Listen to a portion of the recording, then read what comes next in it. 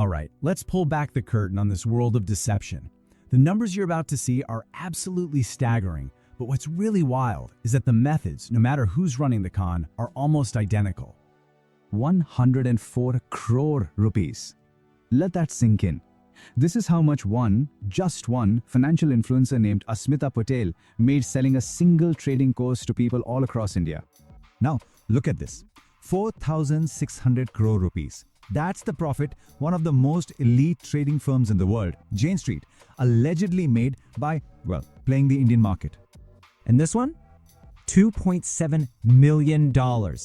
That's how much a tech support call center managed to steal in just 3 years, all by fixing problems on people's computers that were never even there to begin with. So, you've got a trading course, a massive market manipulation scheme, and a fake virus alert. On the surface, they look totally different, right? But underneath it all, they're all reading from the same secret script, the scammer's playbook. So chapter 1. It's always the same, and it's the absolute foundation for everything else.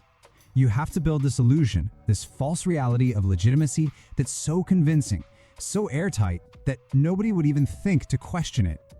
And Asmita Patel? Oh, she was a master at this. She built this whole persona, the she-wolf of the stock market. You got pictures with celebrities, features in big-name publications, awards, the whole shebang. She looked completely untouchable. But here's where it all falls apart. When SEBI, India's market regulator, actually looked into it, the contrast is just insane. She claimed to manage 280 crores. The real number? Only 15. Her 5-year profit from trading? A measly 12 lakhs. Almost all of her money came from selling the dream of trading, not from actually doing it successfully. Tech scammers, they build their fake reality a little differently. They just perfectly copy the websites of brands you already know and trust.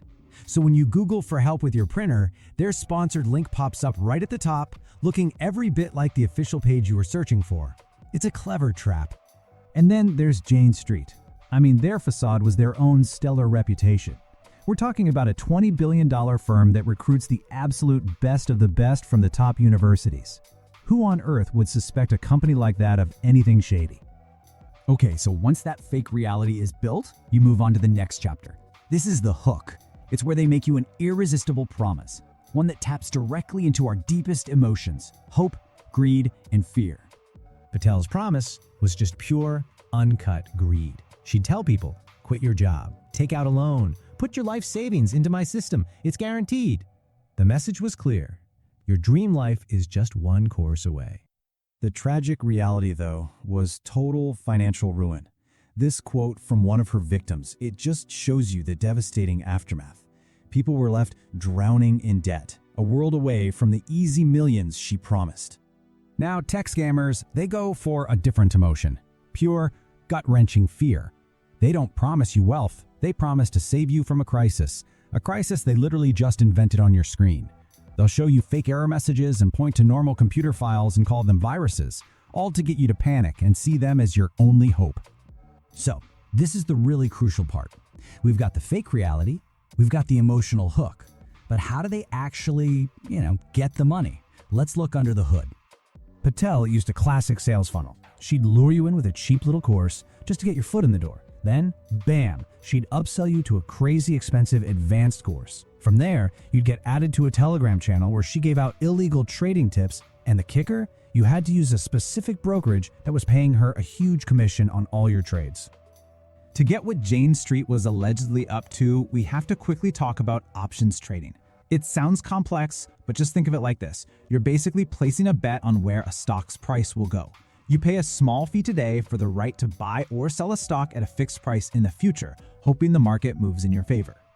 So here's their alleged playbook. It was a coordinated two-part move. In the morning, their office in India would start aggressively buying up stocks, which would artificially pump up the market. At the exact same time, their overseas office was placing massive bets that the market was about to crash. Then, in the afternoon, the Indian office would dump all those stocks, the market would tank, and the international team would cash in on the chaos they created. The tech scam is way simpler, but man, is it effective. The entire thing hinges on one moment: getting you to give them remote access to your computer. As soon as you do that, it's pretty much game over. But here's the thing, even the most carefully planned scams eventually come to light. And what's really fascinating is how they get exposed, often from two completely different worlds, the official and the, let's say, unofficial. So on one side, you've got the regulators like SEBI. They do these long, formal investigations that can take years. On the other side, you have vigilante hackers like this guy Nanobator who just break into the call centers, hack their cameras, and expose them in real time, sometimes right in the middle of a call. So just picture it. You've got a scammer, mid-call, feeling totally safe, totally anonymous. He thinks he's in complete control, about to make his money. He has absolutely no clue what's coming. And then a voice comes out of his own speakers. It calls him by his full name and then reads out his home address. In that 1 second, his whole world just shatters. He completely panics, throws his laptop, and the whole thing is caught on his own webcam for everyone to see. For the scammers, the consequences are real. They get banned, their assets get frozen, they're publicly shamed. But for their victims, the story is far from over. So many are still stuck paying off the loans they took out because they fell for a well-crafted lie. So now we know the playbook, but scammers are always evolving. Understanding these core steps, the false reality, the irresistible promise, and the hidden mechanics, that's your best defense. Because the next scam might use AI or deepfakes, but you can bet it'll still be a new chapter from this very same book.